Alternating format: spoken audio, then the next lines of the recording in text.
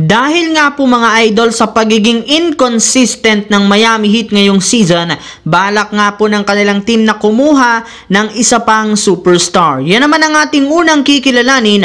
Nasasamahan ko na rin ang balitang gagayahin nga daw po ng Golden State Warriors ang 2020 Los Angeles Lakers. Pag-uusapan na rin natin ngayon ang inilabas ng isang NBA analyst na 3-team trade scenario ni Kyrie Irving sa Los Angeles Lakers. Kaya mga idol, tara, umpisahan na natin to.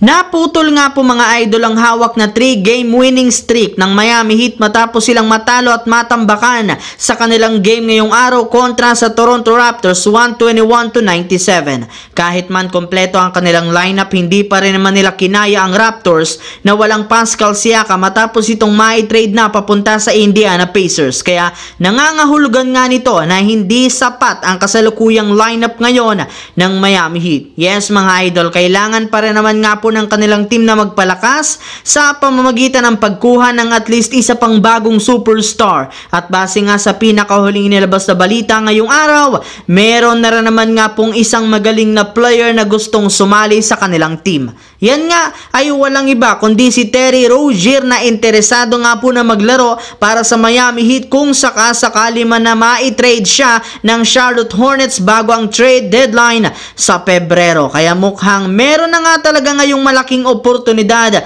ang Miami na makipagsabayan. Samantala, pumunta naman tayo sa ating pangalawang storya sa usap-usapang gagayahin nga daw ng Golden State Warriors ang 2020 Lakers.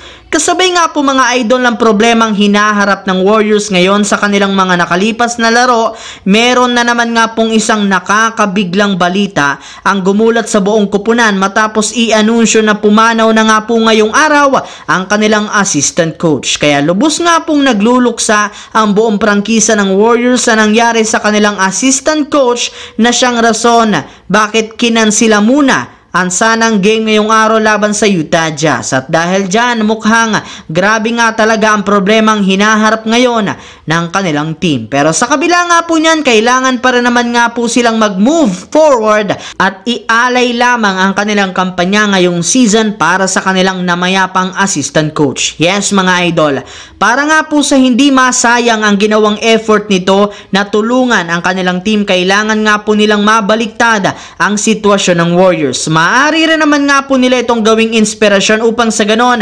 mapatatag pa nilang lalo ang kanilang team para makapasok sila sa playoffs at makuha ang muli ang kampyonato katulad na lamang ng ginawa noon ng Lakers taong 2020 kung saan naging desidido nga po ang lahat ng mga players nito na makuha ang kampyonato para ialay sa namayapang si Kobe Bryant. Kaya mukhang hindi pa huli ang lahat para sa Warriors. Habang dumiretso naman tayo sa ating huling storya dito sa lalabas pa lang na 3-team trade ni Kyrie Irving para sa Lakers. Kalat na kalat nga po mga idol sa social media ang balita na mismong si Irving ang nagsabi na balak nga talaga nito na lumipat sa Lakers para makipag-reunion kay LeBron James. Pero ang tanong, paano naman nga ba kaya ito mangyayari? Well, ayon nga po sa lumabas na balita ng isang NBA insider, maaari nga po itong mangyari sa isang 3-team trade kasama ang mga kupunan ng Dallas Mavericks at Golden State Warriors. Bali, dito nga po makukuha ng Dallas Mavericks si Andrew Wiggins